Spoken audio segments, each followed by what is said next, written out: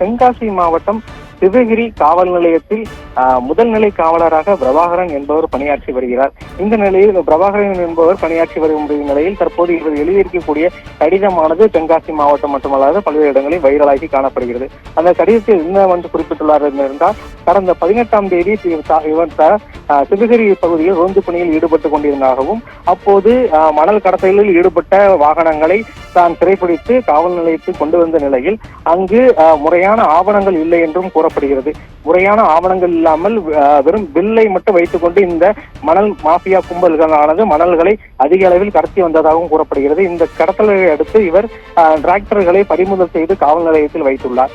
ஆனால் இந்த காவல் நிலையத்தில் வைத்துள்ள நிலையில் உயர் அதிகாரிகளின் உடந்தையுடன் இந்த பிடிபட்ட வாகனங்கள் அனைத்தும் வெளியே கொண்டு செல்லப்பட்டது என்றும் இந்த கடிதத்தில் குறிப்பிட்டுள்ளார்.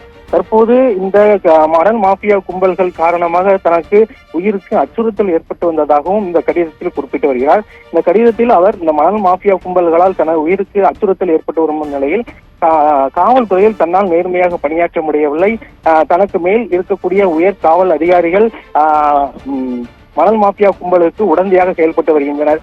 ஆகவே தனக்கு இந்த காவல்துறையில் நேர்மையாக பணியாற்றுவதற்கான வாய்ப்புகளும் கிடைக்கவில்லை, தனது உயிருக்கும் மிகுந்த அச்சுறுத்தல் இருப்பதாகவும் அவருக்கு இந்த கடிதத்தில் குறிப்பிட்டுள்ளது தென்காசி மாவட்டத்தில் பெரும் பரபரப்பை ஏற்படுத்தியுள்ளது.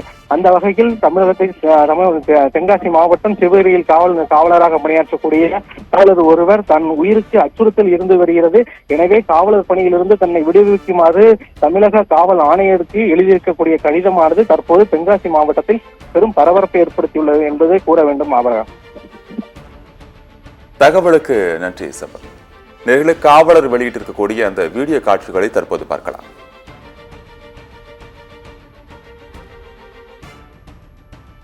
பதினெட்டாம் தேதி பார்த்தீங்கன்னா எனக்கு டேபிட் போட்டிருந்தாங்க. டேபிட் அளவுலாம் நான் டியூட்டி பார்க்கும்போது ஒரு வண்டி எம்சண்ட் வண்டி வந்துட்டு இருந்துச்சு. நான் நிப்பாட்டி பாஸ் கேட்டேன்.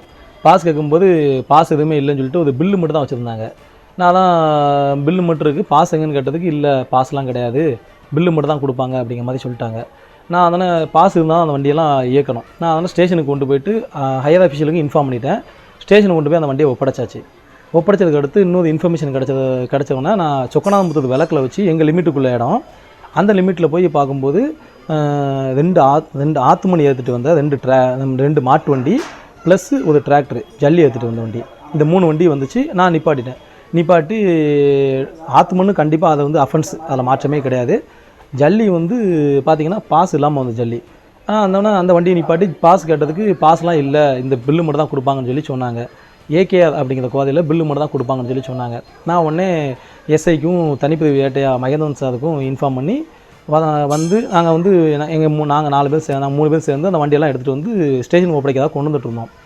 வழியிலே பார்த்திங்கன்னா ஏகேஆர் கோதைக்கிட்ட நாங்கள் வண்டி வந்துட்டு இருக்கும்போது 3-4 பேர் வண்டியை நிப்பாட்டி எங்களை வழிமறித்து எனக்கு அவனங்கள் தெரியும் இவங்கள தெரியும் வேறு மாதிரி பண்ணிவிடுவோம், நாங்களால் என்னனாலும் பண்ண முடியும் அப்படிங்கிற மாதிரி எனக்கு மிரட்டல் விடுத்து அந்த வீடியோ எல்லாமே நான் வீடியோ எடுத்து வச்சுருக்கேன். அந்த மாதிரி என்னை ரிட்டர்ன் பண்ணி அந்த வண்டியெல்லாம் எடுத்துகிட்டு போயிட்டாங்க. எஸ்ஐ எஸ்பிஆர்டிஆர் நிற்கும் போதே அந்த வண்டியெல்லாம் எடுத்துகிட்டு போயிட்டாங்க. நான் அதனே அப்போ அந்த எடுத்துகிட்டு போகும்போது ஒருத்தங்க என்ன சொன்னாங்கன்னா, இப்போ தான் ஸ்டேஷன்லேருந்து ஒரு வண்டியை எடுத்துகிட்டு வந்தேன், அதுக்குள்ளே இவங்க இப்படி பிடிச்சாங்கன்னா என்ன நினச்சிக்கிட்டு இருக்காங்க, நம்மலாம் ஸ்டேஷனுக்கு எவ்வளோ செலவு பண்ணிகிட்ருக்கோம், இவங்களுக்குலாம் செலவே பண்ணக்கூடாது, அந்த மாதிரி நிறைய வார்த்தைகள் விட்டாங்க. அதுவுமே என்னோடய வீடியோவில் பதிவில் இருக்குது. அதுக்கடுத்து ஸ்டேஷனில் பார்த்தா ஸ்டேஷனில் உள்ள வண்டியை காணும். கேட்டால் பாஸ் கொடுத்து எடுத்துகிட்டு போய்ட்டு தான் அவங்க இன்ஃபார்ம் பண்ணாங்க.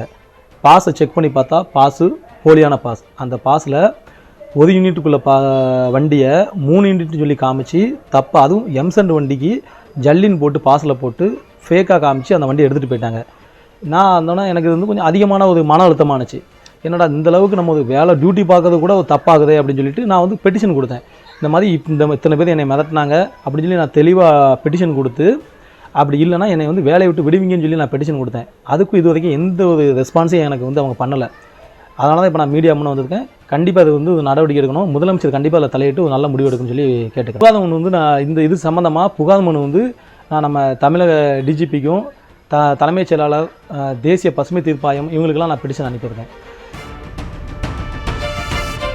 நேர்களை அண்மை செய்தியாக பார்த்து, தென்காசி மாவட்டம் சிவகிரியில் நேர்மையாக பணியாற்றியதால் தனக்கு கொலை மிரட்டல் விடுக்கப்படுவதாக காவலர் ஒருவர் வீடியோ வெளியிட்டிருக்கக்கூடிய காட்சிகளை தான் தற்போது பார்த்தோம். இது குறித்ததான முக்கிய தகவலை எமது செய்தியாளர் சம்பத் வழங்கி கேட்டு விரிவான தகவலை பின்வரும் செய்திகள் தொகுப்பில் பார்க்கலாம்.